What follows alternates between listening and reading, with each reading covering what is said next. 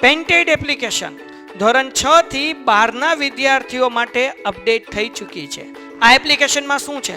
બધા જ વિષયના વિડીયોઝ છે. ગુજરાતની બેસ્ટ ફેકલ્ટી દ્વારા લાઈવ લેક્ચર્સ છે. આઈએમપી પ્રશ્ન છે, ટેસ્ટ સિરીઝ છે અને ગુજરાતના તમામ વિદ્યાર્થીઓ સાથે તમે તમારી કમ્પેરિઝન કરી શકો છો. ગેમિફિકેશન છે અને બીજું ઘણું બધું. તો તમે એપ્લિકેશન ડાઉનલોડ ન કરી હોય તો ડિસ્ક્રિપ્શનમાં લિંક આપી છે. હમણાં જ પ્લે સ્ટોર ઉપર જાઓ અને એપ્લિકેશન ડાઉનલોડ કરો. ઘરે બેઠીને સરસ મજાનું ગુજરાતની જોરદાર ફેકલ્ટી સાથે ભણો, સારા માર્ક્સે પાસ થાઓ. પ્રસ્તાવનાની વાત કરીએ તો આજના આધુનિક યુગમાં આપણે જે છે મોટા ભાગના કાર્યો, એમાં પણ ખાસ કરીને આર્થિક કાર્ય જે છે એ બધા બેંક દ્વારા કરીએ છીએ. બેંકનું કામ શું છે? તો કે ભાઈ લોકોની બચત થાપણ સ્વરૂપે જે છે એ સ્વીકારવાનું કામ છે અને ધિરાણ સ્વરૂપે જે છે એ પોતાની રકમ આપવાનું કામ છે. ધંધાની લેવડ દેવડ હોય, પછી સબસિડી મેળવવાની હોય, સ્કૂલ ફી ભરવાનું હોય, ધિરાણનું કામ હોય, બધા જ કામ માટે હવે બેંક કેવી થઈ ગઈ છે? તો કે અનિવાર્ય થઈ ગઈ છે.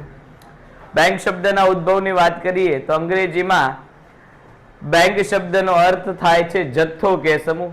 આવા એક એક માર્કમાં આપણને પ્રશ્ન પૂછાય એમસીક્યુ અને વીએસક્યુમાં. બેંક એટલે શું? તો કે જથ્થો કે સમૂહ. સંસ્કૃત શબ્દની વાત કરીએ તો સંસ્કૃતમાં બેંકને લાગતો વળગતો શબ્દ જે છે એ ભાંડ, કે જેનો અર્થ થાય છે ભંડોળ.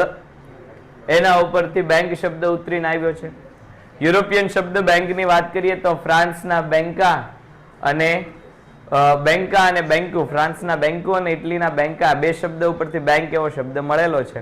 આ બેંકા અને બેંકુ ઉપરથી બેંક કઈ રીતે આવ્યું? તો કે ભાઈ પ્રાચીન સમયના સરાફો જે છે એ ઢળતી પાટલી એટલે કે બેન્ચ ઉપર પૈસાની લેવડ દેવડ કરતા, જે આગળ જતા બેન્ચનું શું થઈ ગયું? તો કે બેંક થઈ ગયું. વિશ્વની પ્રથમ બેંકની વાત કરીએ તો પ્રથમ બેંક જે છે સ્પેનમાં સ્થપાણી, 1401માં સ્થપાણી અને બેંકનું નામ હતું બેંક ઓફ. બેંકના અર્થની વાત કરીએ સૌથી પહેલા તો સામાન્ય અર્થ. બેંક એટલે શું? તો કે બેન્કિંગની સેવા આપતી સંસ્થા એટલે બેંક. સામાન્ય શબ્દમાં બેન્કિંગની સેવા આપતી સંસ્થા. કાર્ય આધારિત વ્યાખ્યાની વાત કરીએ તો માંગવામાં આવે ત્યારે નાણાં પરત કરવાની શરતે ધિરાણ કરવાના હેતુથી બચતો એકત્રિત કરતી સંસ્થા એટલે બેંક. મુખ્ય બે કામ છે બેંકના. કયા કયા બે કામ છે? તો કે એક તો જે છે એ ધિરાણ કરવાનું કામ છે અને બીજું જે છે બચતો એકત્રિત કરવાનું કામ છે. બેંકના મુખ્ય બે કામ છે, ધિરાણ કરવાનું અને બચતો એકત્રિત કરવાનું. થાપણ સ્વરૂપે જે છે એ બચતો મેળવે છે અને એ જ બચતમાંથી શું કરે છે? તો કે ભાઈ ધિરાણ કરે છે. ધંધાકીય વ્યાખ્યા વાત કરીએ તો બેંક એટલે નફાના હેતુથી કાર્ય કરતી એવી સંસ્થા. નફાના હેતુથી કાર્ય કરતી એવી સંસ્થા જે પ્રજાની બચતોને થાપણ તરીકે સ્વીકારે છે. પ્રજાની બચતોને થાપણ તરીકે સ્વીકારે છે, બદલામાં વ્યાજ આપે છે અને થાપણમાંથી જરૂરિયાતમંદ લોકોને જે છે એ ધિરાણ આપીને એના ઉપર વ્યાજ વસૂલ કરે છે. જે લોકોએ બેંકમાં થાપણ મૂકેલી છે એ બધા લોકોને બેંક શું કરશે? તો કે વ્યાજ આપશે અને જરૂરિયાતમંદ લોકો હોય, જરૂરિયાતમંદ લોકોને જે છે ધિરાણ આપવાનું કામ કરશે અને આ ધિરાણના બદલામાં એ શું મેળવશે? તો કે વ્યાજ મેળવશે.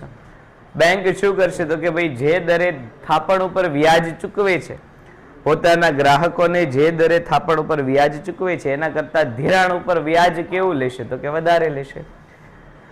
આ બંને વચ્ચે જે તફાવત છે એ બેંકનો શું ગણાશે? તો કે નફો.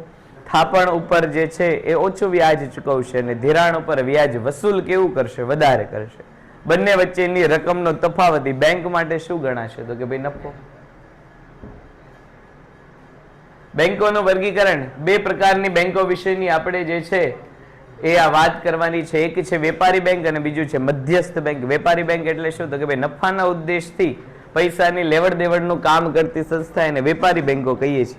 જ્યારે મધ્યસ્થ બેંક એટલે શું? તો કે ભાઈ દેશમાં જે છે એ નાણાકીય સ્થિરતા જળવાઈ રહે, દેશમાં નાણાકીય સ્થિરતા જળવાઈ રહે આ માટે નાણાકીય નીતિઓનું જે કામ કરતા હોય એ સંસ્થાને આપણે વેપારી બેંકની વાત કરીએ તો ભારતીય બેન્કિંગ કંપની ધારો 1949 મુજબ વેપારી બેંક એટલે એવી સંસ્થા જે બેન્કિંગ અંગેના વ્યવહારો કરે છે. એટલે કે દેશમાં રોકાણ વધારવા માટે પ્રજાની થાપણોનો સ્વીકાર કરે છે અને ગ્રાહકને જરૂર પડે ત્યારે આ પાછા જે રકમ છે પાછી આપવાનું કામ ચેક, ડ્રાફ્ટ કે પે ઓર્ડર દ્વારા કરે છે. વેપારી બેંકનો હેતુ શું છે? તો કે વેપારી બેંક જે છે એક ધંધાદારી એકમ છે. વેપારી બેંક એક ધંધાદારી એકમ છે. ધંધો હોવાથી એનો મુખ્ય કામ શું હોય છે? તો કે ભાઈ નફો કમાવાનો. વેપારી બેંક કામ કઈ રીતે કરે છે? તો કે બેંક જે છે એ પ્રજાની બચતો સ્વીકારીને તેના ઉપર વ્યાજ ચૂકવે છે. જે લોકોએ બેંકમાં થાપણ મૂકેલી છે થાપણ ઉપર વ્યાજ આપવાનું કામ બેંક કરે છે. તે નાણાં અન્ય આર્થિક પ્રવૃત્તિઓમાં રોકે છે. જ્યાંથી થાપણો મળેલી છે આ થાપણોના પૈસા ઉપર વ્યાજ ચૂકવશે અને થાપણ સ્વરૂપે જે રકમ મળેલી છે આ રકમનું બેંક વાળા શું કરશે? તો કે અન્ય જગ્યાએ જે છે આર્થિક રોકાણ કરશે.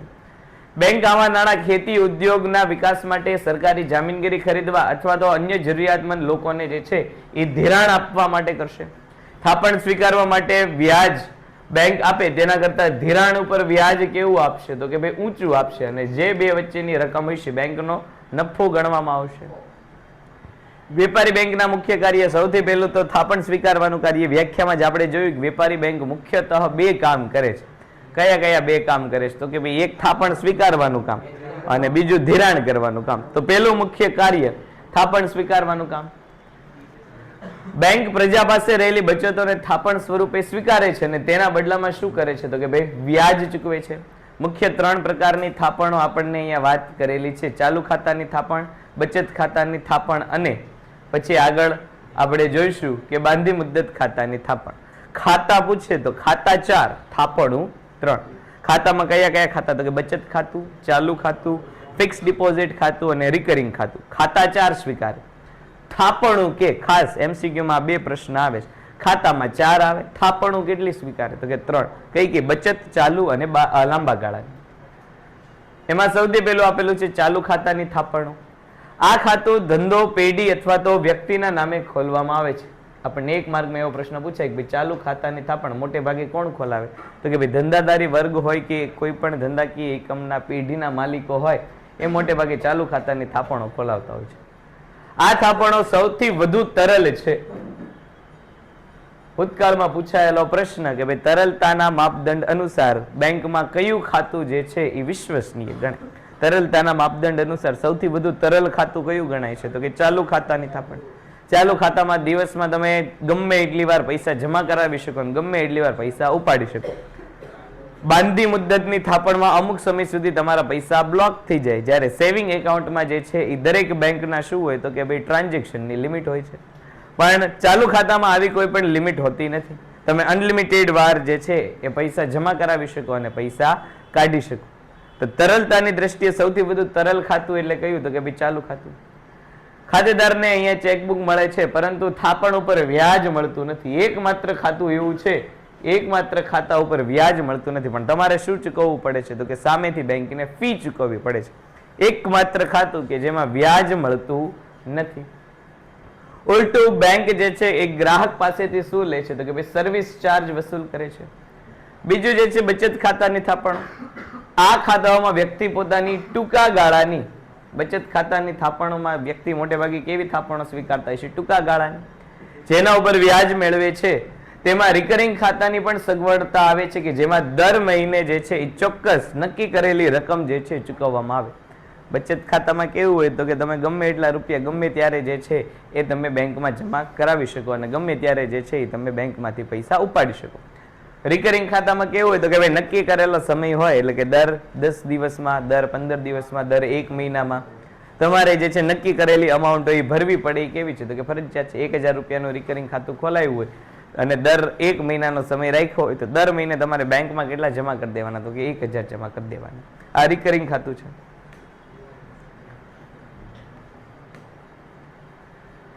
પછી મુદ્દતી થાપણ, જેને આપણે ફિક્સ ડિપોઝિટ કહીએ છીએ. આ થાપણ ચોક્કસ મુદ્દત માટે જે છે એ મૂકવામાં આવે છે અને બેંક આના ઉપર સૌથી વધુ વ્યાજ ચૂકવે. એક માર્કમાં આપણને એમસીક્યુ પૂછાય કે બેંકની કઈ થાપણમાં સૌથી વધુ વ્યાજ મળે છે? તો બેંકની જે છે બાંધી મુદ્દતની થાપણમાં સૌથી વધુ વ્યાજ મળવામાં આવે છે. બીજું કાર્ય બેંકનું જે છે એ ધિરાણની સવલતો પૂરી પાડવાનું કામ. અર્થતંત્રમાં જ્યારે રોકાણ કરતા ખેડૂત કે વ્યક્તિઓને નાણાંની જરૂર પડે ત્યારે બેંક ધિરાણ આપે છે. સમયગાળા મુજબ જે છે એ ધિરાણને 3 ભાગોમાં વિભાજિત કરેલું છે. આમાંથી 3માંથી સૈદ્ધાંતિક પ્રશ્ન પૂછાય. સૈદ્ધાંતિક રીતે ટૂંકા ગાળાનું ધિરાણ કેટલા સમયનું હોય છે? તો કે ભાઈ 1 વર્ષનું. સૈદ્ધાંતિક રીતે મધ્યમ ગાળાનું ધિરાણ જે છે કેટલા વર્ષનું હોય છે? તો કે 1 થી 5 વર્ષનું. સૈદ્ધાંતિક રીતે લાંબા ગાળાનું ધિરાણ કેટલા સમયનું હોય છે? તો કે ભાઈ 5 થી લઈને 15 વર્ષનું. આવા સૈદ્ધાંતિક પ્રશ્નો પૂછાતા હોય છે. હેતુ શું છે? તો કે ભાઈ ધિરાણ જે છે એ ખાનગી હેતુ, ખેતી કે ધંધાકીય હેતુ માટે કરવામાં આવે છે અને દરેક માટે વ્યાજનો દર કેવો હોય? અલગ અલગ હોય. તમારે એજ્યુકેશન લોન લેવી હોય તો એના ઉપર અલગ વ્યાજના દર ચાલતા હોય. હોમ લોન લેવી હોય તો વ્યાજનો દર અલગ ચાલતો હોય. ખેતી માટે લોન લ્યો તો એના માટેનો જે છે વ્યાજનો દર અલગ હોય. ધંધાકીય એકમમાં મૂડી રોકાણ કરવા માટે જો તમે પૈસા લેતા હો તો એના વ્યાજના દર અલગ હોય. બધા ઉપર બેંક વ્યાજ લેશે, પણ આ વ્યાજની રકમ કેવી હશે? દરેક જગ્યાએ અલગ અલગ હશે. પછીનું કામ ચૂકવણી અને ઉપાડની સવલત. બેંક ગ્રાહકને સરળતાથી નાણાં ચૂકવી આપવા અને ઉપાડી આપવા માટેની ઘણી બધી સુવિધા આપે છે, જેમ કે ચેક છે, ઉપાડ ચિઠ્ઠી, ડ્રાફ્ટ કે પે ઓર્ડર. આ ઉપરાંત હવે credit card, debit card, ATM, internet banking વગેરે દ્વારા જે છે બેંકમાંથી પૈસા ઉપાડી શકાય છે. પછીનું મહત્વનું કામ એટલે કે શાખ સર્જનનું કામ. કોને કહેવાય શાખ સર્જનનું કામ? તો કે નાણાંના પુરવઠો નાણાંની માંગને અનુરૂપ રહે તે માટે બેંક જે કામ કરે છે તેને શાખ સર્જનનું કામ કહેવાય. એક માર્કમાં આવો પ્રશ્ન હોય જ તે કે શાખ સર્જન એટલે શું? શાખ સર્જનનું કામ એટલે શું? તો કે ભાઈ અર્થતંત્રમાં નાણાંનો પુરવઠો અને નાણાંની માંગ બંને સરખી રહે આ માટે જે છે બેંક નવા નાણાં ઉત્પન્ન કરે છે એને આપણે શું કહીશું? શાખ સર્જન કહીશું. બેંક પોતાની પ્રાથમિક થાપણમાંથી ધિરાણ આપીને નવી થાપણો અને નવા નાણાંનું સર્જન કરે છે. આ માટે જે છે એ એક મહત્વની બાબતે ધ્યાનમાં રાખવાની કહીએ તો કે ભાઈ CRR, કેશ રિઝર્વ રેશિયો, રોકડ અનામતનું પ્રમાણ. આ પ્રમાણ જે છે RBI નક્કી કરે એટલી રકમ બેંકે પોતાની પાસે રાખવાની. બાકીની રકમનું બેંક શું કરી શકશે? તો કે ભાઈ બાકીની રકમનું જે છે એ બેંક ધિરાણ કરી શકશે.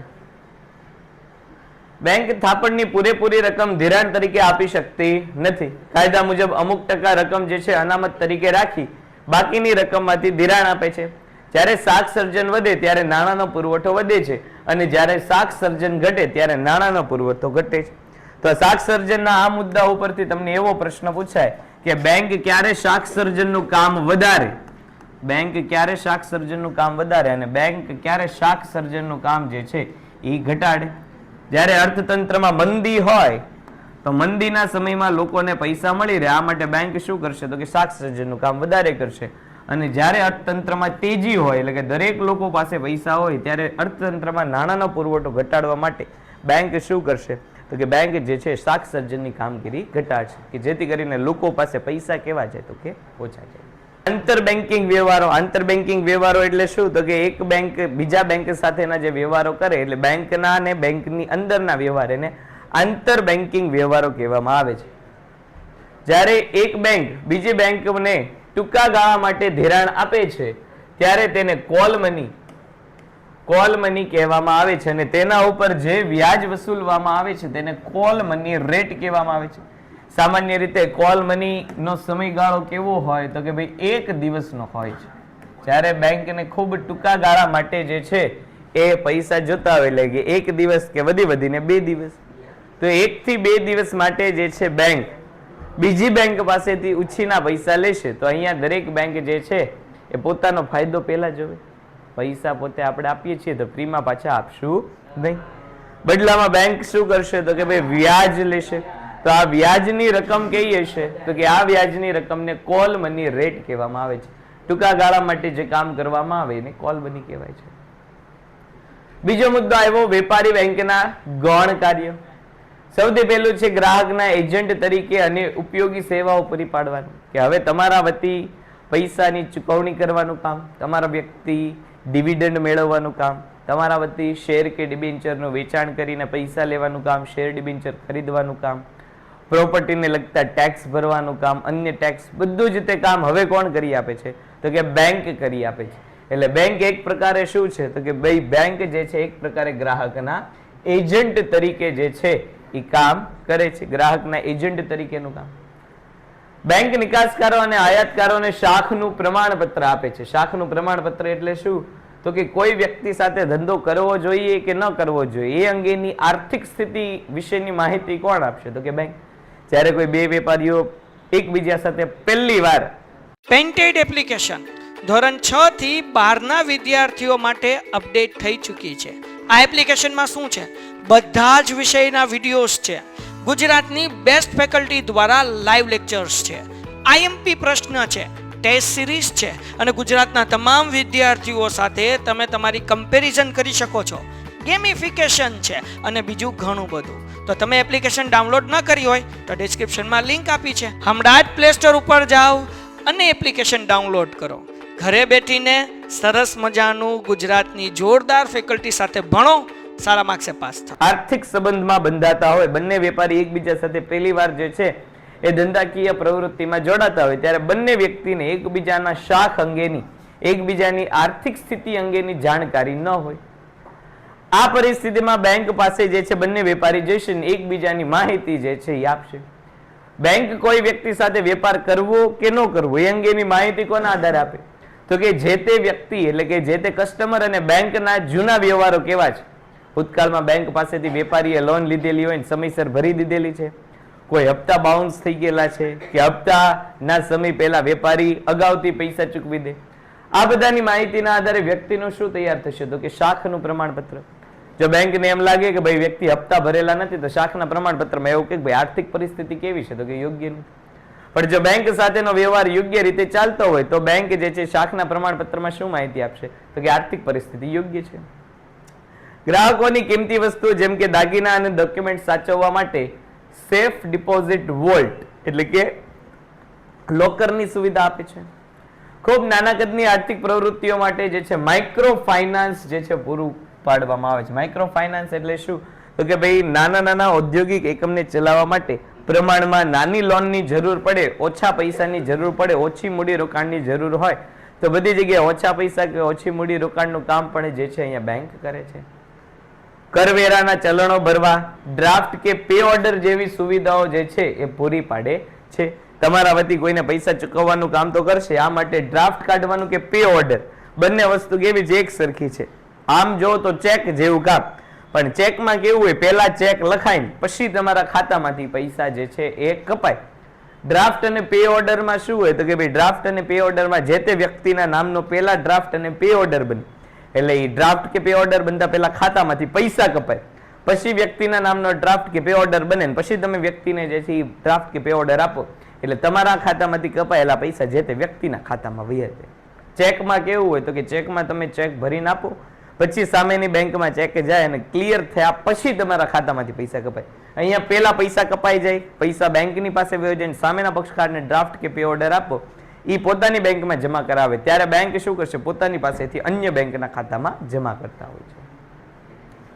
આધુનિક બેન્કિંગ સેવાઓ, ઝડપી નાણાકીય વ્યવહારો આજના સમયમાં જે છે ચેક કે રોકડ વગર NEFT national electronic fund transfer, આ બેના જે છે ફૂલ ફોર્મ વારંવાર પૂછાય છે. નેશનલ ઇલેક્ટ્રોનિક ફંડ ટ્રાન્સફર અને RTGS real time gross settlement. ખાસ બંનેના જે છે ફૂલ ફોર્મ યાદ રાખજો અને ફૂલ ફોર્મ તમને NEFT અને RTGS એટલે કે અંગ્રેજી નામના જે છે એ ફૂલ ફોર્મ પૂછાય છે એટલે સ્પેલિંગમાં જ ફૂલ ફોર્મ લખવાના રહેશે. રિયલ ટાઈમ ગ્રોસ સેટલમેન્ટ અને નેશનલ ઇલેક્ટ્રોનિક ફંડ ટ્રાન્સફર. આ બંને કેવી સુવિધા છે કે જેમાં તમે વગર ચેકના ઉપયોગથી સમયના જે છે એ ગણતરીના સમયમાં તમે એક જગ્યાએથી બીજી જગ્યાએ લાખોની અમાઉન્ટ જે છે એ તમે ફેરફાર કરી શકો છો. આ ઉપરાંત core centralised online real time exchange, આનું ફૂલ ફોર્મ પૂછાઈ જાય છે CORE. Centralised online real time એક્સચેન્જને કારણે જે છે સરળ બન્યું છે. કોર બેન્કિંગ એટલે શું? તો કે તમે જે ATM ની સુવિધાઓ મેળવો છો, ઓનલાઈન જે છે એ બેંકની કોઈ પણ સુવિધાઓ મેળવો છો એ કોને આભારી છે? તો કે આ કોર બેન્કિંગને આભારી છે. અલગ અલગ જગ્યાના મશીન શાખાથી દૂર જે છે ઓપરેટ કરવાનું કામ કોને માથે છે? તો કે ભાઈ કોર બેન્કિંગના માથે છે. ડિજિટલ બેન્કિંગ, ઇન્ટરનેટ અને મોબાઈલ એપ દ્વારા ગ્રાહક પોતાની વિગતો મેળવી શકે છે, ખરીદી શકે છે અને ટિકિટ બુક કરી શકે છે. હવે દરેક બેંકના પોતાના ઓનલાઈન એપ્લિકેશન આવી ગઈ છે. આ એપ્લિકેશનમાંથી તમે સીધું શું કરી શકો? તો કે ભાઈ સ્ટેટમેન્ટ જોઈ શકો, પૈસા જે છે એક જગ્યાએથી બીજી જગ્યાએ મોકલી શકો. બેંકની એપ્લિકેશનમાંથી કોઈ પણ તમારે ટેક્સ ચૂકવવાના હોય, કોઈ પણ પ્રકારની જે છે ટિકિટ, એ પછી ફ્લાઇટની ટિકિટ હોય, મૂવીની ટિકિટ હોય કે કોઈ રેસ્ટોરન્ટને લગતી ટિકિટ હોય, કોઈ પણ ટિકિટ તમે જે છે બેંકની એપમાંથી જ તે હવે શું કરી શકો છો? તો કે ભાઈ મેળવી શકો છો. પછી ડીમેટ એકાઉન્ટ, ડીમટીરિયલાઇઝ્ડ એકાઉન્ટ કે જે ખાસ કરીને કોની માટે છે? શેર ડિવેન્ચર અને બોન્ડ જેવા રોકાણકારને ભૌતિક સ્વરૂપને બદલે ભૌતિક સ્વરૂપને બદલે ઇલેક્ટ્રોનિક સ્વરૂપે જે છે સાચવવા માટે બેંક કોની માહિતી આપે છે, સુવિધા આપે છે? તો કે ડીમેટ એકાઉન્ટ. ડીમટીરિયલાઇઝડ. ડીમટીરિયલાઇઝડ એટલે શું? તો કે વસ્તુ હવે તમારે ભૌતિક સ્વરૂપ એટલે કાગળિયાના સ્વરૂપમાં સાચવવાની જરૂર નથી. હવે તમે ખાતામાં શું રાખી શકો છો? ડીમેટ રાખી શકો છો. હવે ખાતામાં શું રાખી શકો? ડીમેટ રાખી શકો. ડીમેટ એટલે શું? તો કે ડીમટીરિયલાઇઝડ એકાઉન્ટ. હવે એક પણ મટીરિયલ વગર, એક પણ કાગળ કે સર્ટિફિકેટ વગર તમે જે છે શેર, ડિબેન્ચર અને બોન્ડ સીધા ક્યાં જમા કરાવી શકો? તો કે પોતાના બેંકના ખાતામાં.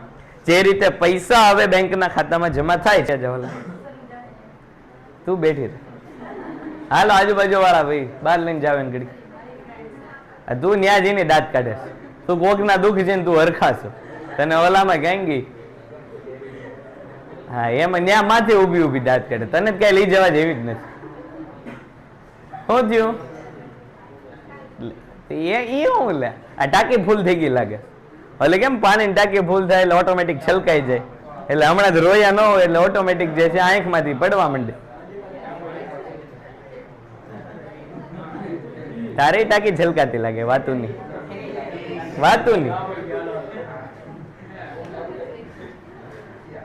પછી ભારતમાં વેપારી બેંકના અસ્તિત્વ વિશેની વાત કરીએ તો ભારતમાં જાહેર ક્ષેત્ર એટલે કે સરકારી બેંકો અને સાથે સાથે ખાનગી ક્ષેત્રની વેપારી બેંકો પણ કાર્યરત છે.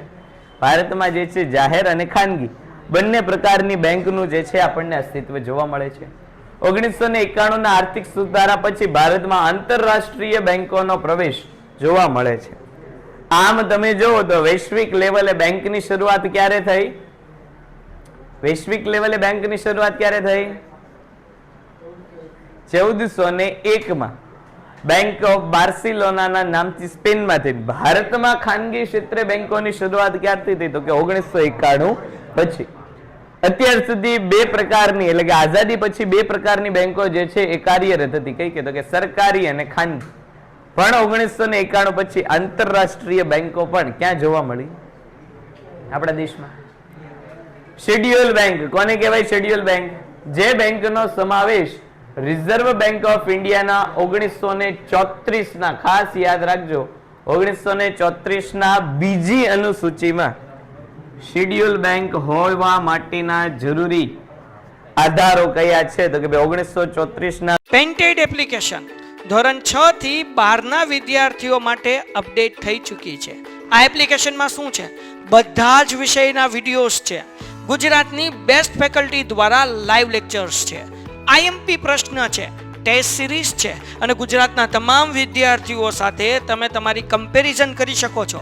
ગેમિફિકેશન છે અને બીજું ઘણું બધું. તો તમે એપ્લિકેશન ડાઉનલોડ ન કરી હોય તો ડિસ્ક્રિપ્શનમાં લિંક આપી છે, હમણાં જ પ્લે સ્ટોર ઉપર જાઓ અને એપ્લિકેશન ડાઉનલોડ કરો.